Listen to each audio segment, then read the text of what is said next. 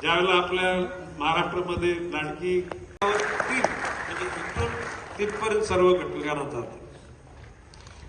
आता खरं म्हणजे ही पदक म्हणजे काय मेटलची तुकडे नाहीत, हा सन्मान आहे. आपल्या हे कुटुंब आहे. मी मंत्री म्हणून मी स्वतःला मोठा समजत नाही, मी कुटुंबाचा प्रमुख आहे.